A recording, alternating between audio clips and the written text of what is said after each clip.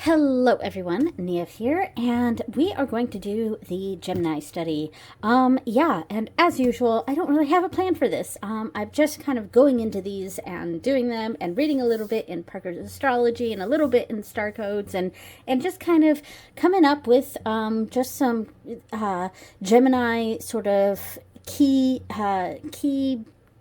phrases, key codes, key words. I don't know, something. See, I can't really speak. So anyway, so let's, I have decorated a page for this. I'm not going to show it yet because I want to show the creation of it as I normally do. But here was not Gemini's, here was Taurus's. So I'm going to go ahead and put on screen, I'll probably put it off to the side or something, me decorating the Gemini page, and I'll show the Gemini page when that's over. I work through Parker's Astrology, and I'll move this off to the side so that I can have the video of me decorating the page on one side here. And that's because, I record for YouTube, and I also record for Instagram and TikTok.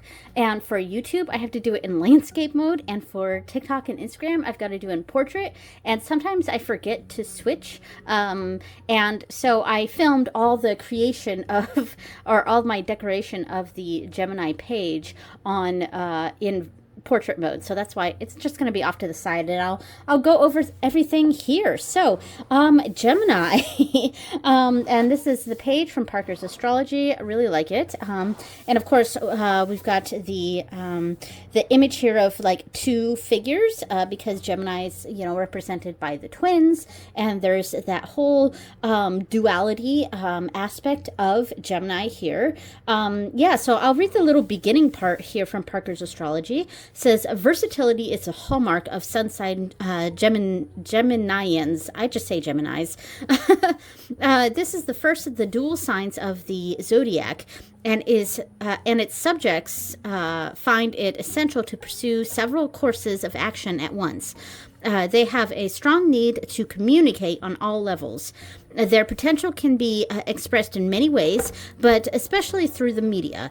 This need for communication is so strong that they'll frequently engage in social media discussions on every conceivable subject. Will chat with someone at a bus stop if there is no one else available at the time, and their phone bills are enormous. That's hilarious. Anyway. Hopefully this is going to be hidden, but I'm going to kind of read from the Gemini page here. So I'm going to leave it like this. All right. What I had written for Gemini was there's a certain chaos when it comes to Gemini. And this comes from their need for variety.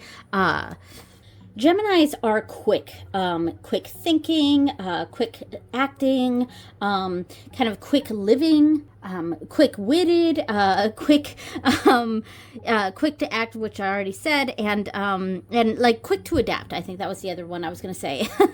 They are versatile, but also inconsistent and superficial. Always ready to move on to the next thing. There's a duality with them. They can be lively and social and communicative, but if situations become too emotional, they may try to intellectualize their emotions and the emotions of others, making them seem maybe kind of cold or uncaring, maybe, especially juxtaposed with their lively, friendly, very communicative nature. So, they're, and that's kind of where Gemini sort of gets that bad rap a little bit of being kind of two-faced or something like that, and that's kind of where that comes from. They are very friendly and very lively and social and communicative, but there's a certain need to intellectualize tougher subjects, or and sometimes that can come off as uncaring. So that's kind of where that comes from.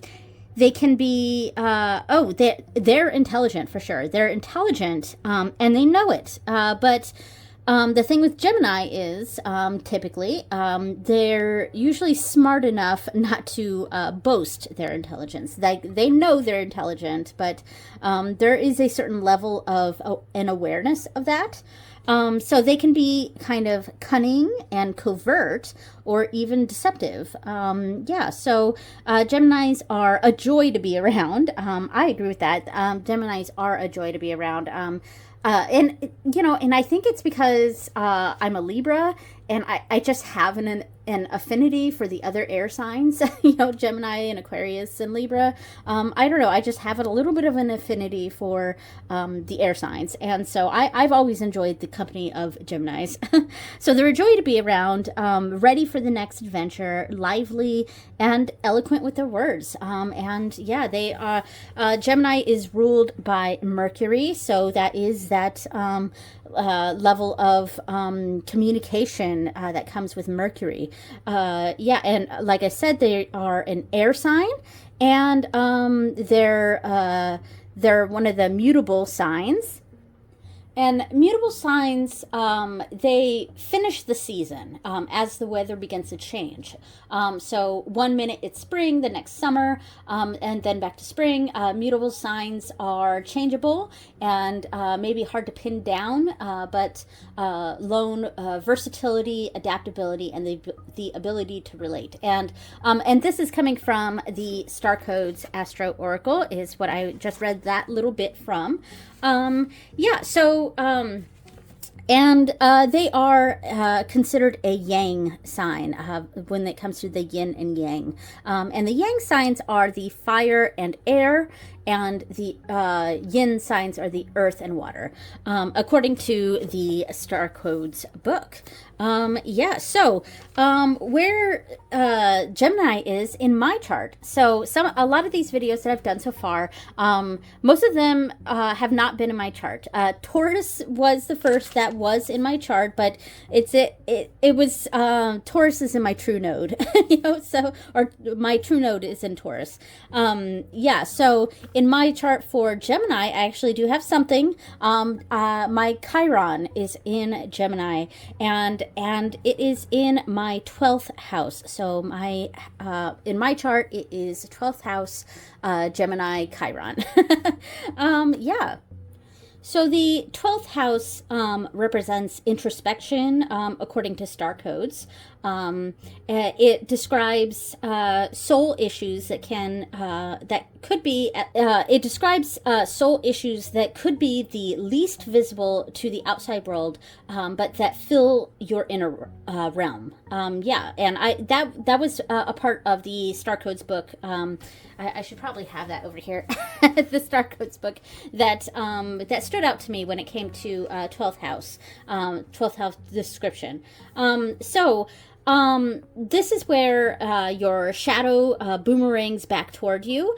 With Gemini in the 12th house, I feel a hidden duality deep within me, and that's a very vague thing to say, and I feel like everyone sort of has a duality within them, but there was something about this description that really made sense to me, and potentially because my Gemini is in my 12th house, but so I feel a hidden duality deep within me. There's a chaos in who I am, what I believe, and what my morals are. I'm able to mask and assimilate, if that makes sense.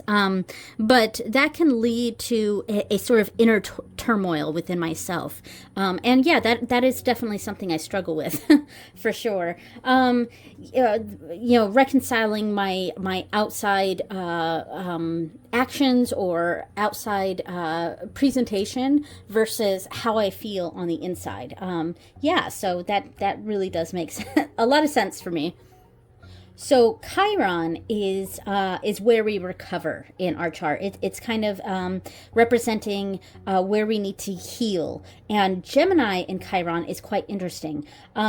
So Gemini in Chiron allows me to be self-aware enough to know where I need to heal and that it's possible. But I may have difficulties in communicating in an effective manner. Yeah, and I think that's very true, and it's something that I kind of talk about kind of frequently on my channel, is that I'm not very good with my words, you know, and I keep trying to do these YouTube videos where I'm talking, and there's like this need to get out there and communicate and talk about these things, but it's like you know, Gemini Chiron tend to struggle with communication, and that's Chiron and Chiron in the 12th house. That very specifically, there's a real struggle with communication with this position. So Gemini Chirons tend to be bright or even like silly and adaptable, which is very true. but they have a real fear of thinking they are of others thinking that they are unintelligent. So, and yeah, that's absolutely one of my fears, is coming off as unintelligent, and that's where this part, it gets to be quite a struggle, because I do have difficulties like with my words and communicating what it is that I'm trying to say, and part of that, you know, it is definitely a level of neurodivergence that I deal with. That's part of me. But it's also, you know, this 12th house Chiron in Gemini, you know, this, it's a need to communicate, but like a difficulty in communicating. And yeah, that's something I've struggled with my entire life. So, Gemini Chiron, in the 12th house, can also lead to self-sabotaging tendencies. And, yeah, if that isn't calling me out on shit, yeah, that's absolutely true. Yeah, so I think at this point I'm probably done with the decorating. Yeah, I wasn't watching the decorating as I was talking, so, you know, hopefully I can line things up. And here is the finished product here. Yeah, I think it turned out pretty cool. I used the Kiki's delivery service washi tape because it just, you know, it felt fun and silly, and there's something about Kiki that feels kind of Gemini to me, maybe. I don't know. Or the movie, something about it. Yeah, I like it. Yeah, and I have these, the decorations from my sticker kit. Yeah, which, by the way, I don't think I ever talked about this sticker kit that I'm using in these. It's really nice. But like, I don't think I've really talked about it very often, or much at all. I don't think this sticker set is available at all. I got it like probably 5+ years ago, and I think it was a Happy Planner. Oh, you know what? I have the package for it. Hold on.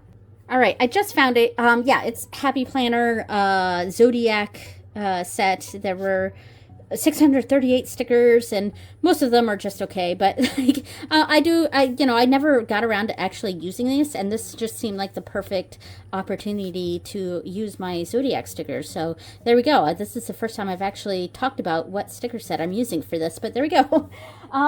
Yeah, so anyway,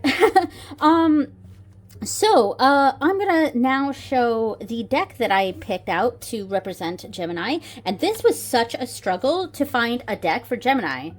Because, like, the other ones, it was almost, like, no-brainers. Or it only took, like, a little bit of thinking before I found, like, oh, of course this is, Aries, or of course this is Taurus, of course this is, you know, Pisces, etc.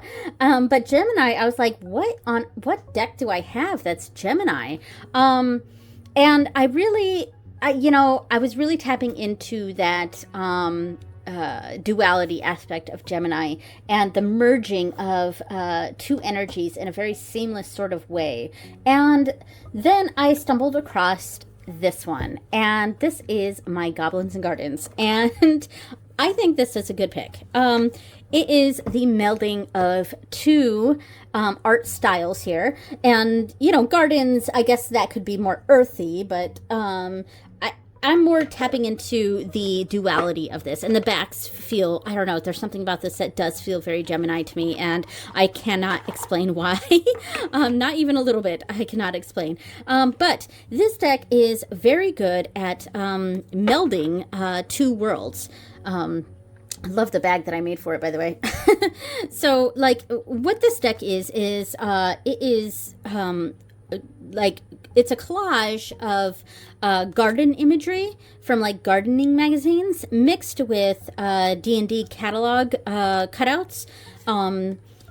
Yeah, so and it's very like thoughtfully done, and it's very intelligent in a very quirky sort of way, which feels very Gemini to me.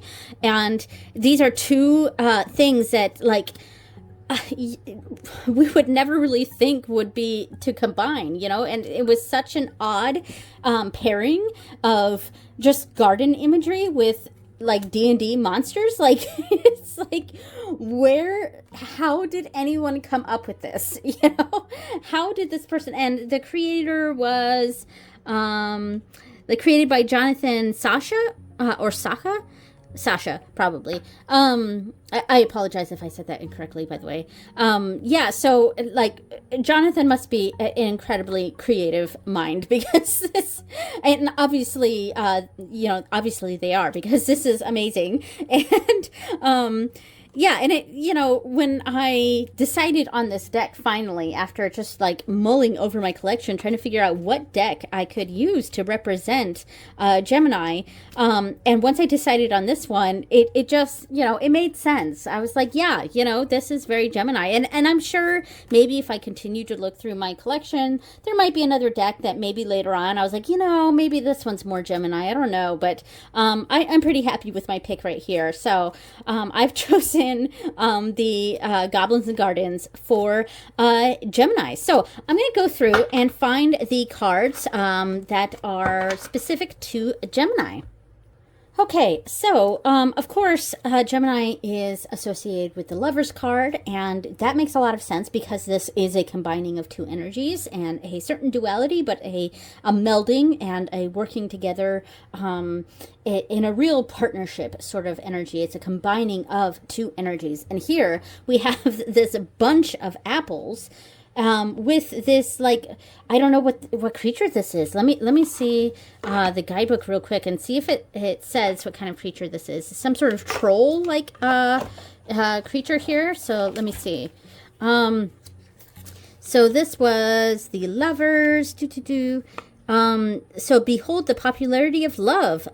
Beware the biblical binaries. Physical and emotional healing cannot happen without a genuine and loving relationship with nature. Don't wait around until you find yourself suffering. I got so full I forgot we're edible. Interesting. I got so full I forgot we're edible. Instead, ask yourself, what do apples think of all our divisions of nature we've cooked up in our books? We all contain seeds. We all need nurture. So that's very fascinating. I don't often go in the book on this deck. So sometimes when I do, it's like, wow, that's very fascinating. But it's such a, and that's kind of my feeling on this deck in general. It's very fascinating, you know, and somehow that feels Gemini to me. But yeah, so that is the Lovers. Now I did pick out two cards for the court cards, so I'll actually go through that at the end. But so the deck and cards, we have the 8, 9, and 10 of swords. Let me move the Lovers card out of the way here. There we go. I have some incense going and I don't want to destroy the card. So let me move that over there. Yeah, so the 8, 9, and 10 of swords, these are the Decan cards associated with Gemini, and with, you know, the 8 of swords, it's sort of that being trapped in in something of our own design, you know, so that, like, we're sort of we have the capabilities to get out of whatever the situation that we're in is, but for some reason we are blind to it or don't want to see, or we don't want to open our eyes to the fact that we are we can get out of the situation. That's generally how I read that card. And then with the Nine of Swords, and and I maybe sort of feel like that's if I'm thinking about my chart, that 12th house Chiron Gemini, I can see that, and I often am in traps of my own making, that sort of self-sabotage sort of energy there. And then we have the Nine of Swords, which is, that card of anxiety, and a certain sense of worry. So there we go, an over-analyzing of situations, and working oneself up into a tizzy or a worry, and and then the Ten of Swords, which is like an ending. So these are like three tough cards for any sort of situation. But I feel like the Eight of Swords is probably the best one of the bunch. But like the Ten of Swords is almost, it's like a welcome. It can be a welcome ending. Like it's a tough ending, but people often think of the Ten of Swords as a really challenging card, but for me, it's actually not so much. And I'm not trying to sugarcoat it or like puts a rosy, covering on the Ten of Swords here. It's just that I don't see it as the worst card, not that there's necessarily a worst card, but a lot of people are sort of afraid of the Ten of Swords. But to me, it really, it represents to me a sort of rock bottom, but when you hit rock bottom, there's no place else to go but up. And, and that may be a softening of the card, but it's kind of just how I've always sort of seen the Ten of Swords. Like it is an ending that's going to end. Like it is, that's over with. It's an ending, and it's a cut off of certain things. And, and I sort of feel like, Gemini can have that sort of reputation of being a little, I don't know if cutthroat is the right word there, but, swift. And then we were talking about, I was talking about how Gemini is quick, and maybe that's what I'm getting with this, is like, the Ten of Swords is a very, like, it's ended. It's over, it's ended, and you've got to adapt to the situation, like, immediately, and get yourself out of this and move up now. So that's kind of how I sort of connect this Ten of Swords with Gemini in general here. Because it almost feels like he's holding keys. These are the ferns coming out of his hand, and it's like, and he's kind of melted, so maybe it's the end of one thing, but he's got all these keys, and that's how I'm interpreting it, to a whole other world, because behind this is like an actual like house. It's a picture of an actual house, and and it's like a completely different world than where this creature is coming from. So fascinating. Just sort of riffing around with that. But anyway, so those were the decking cards. And so finally, I have two court cards here. Normally, I've just picked one court card, and there hasn't really been a rhyme or reason for what I'm picking for the court cards for these signs. It's kind of a what it feels like to me, but within the confines of sticking with the elements. So, of course, we're staying in swords, and I have the Knight and the King of Swords here. Now, I cannot seem to find any real consensus on the court cards when it comes to the signs, and that's kind of why I've sort of just been picking myself. But I think in the future I might stick to a system, and one of the systems that I liked was from the company. I think it's Labyrinthos. I can't remember.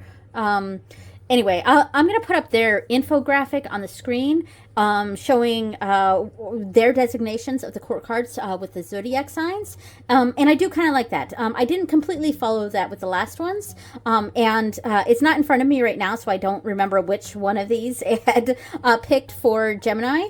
But yeah, and then there are other things that I saw that had the other card as being associated with Gemini. So which one do I think, just based off of my own, like, you know, I sort of lean toward the Knight of Swords, just because of that quickness.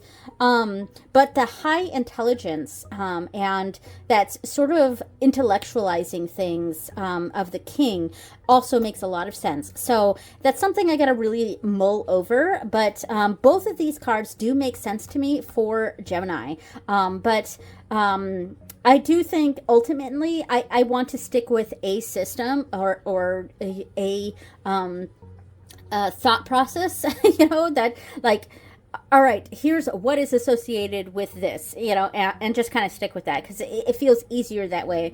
And, you know, yeah, anyway, so I can make an argument for either one. And the Knight of Swords, very swift, very quick moving, very spontaneous, and all of a sudden, and yeah, that's all very Gemini. And then we have the King of Swords, which is super intellectual, maybe even too intellectual, and sort of intellectualizes emotions, and is less connected to emotions, and it's more intellectual, and maybe even cold or distant, and so both of these, and it's what a funny thing. I just thought of this. What a funny thing that I pulled out two people cards to represent Gemini, because oh my god, you know, and how perfect is that? Because I did put both of them in my journal here, so that's kind of funny, and I may just leave that because it's Gemini.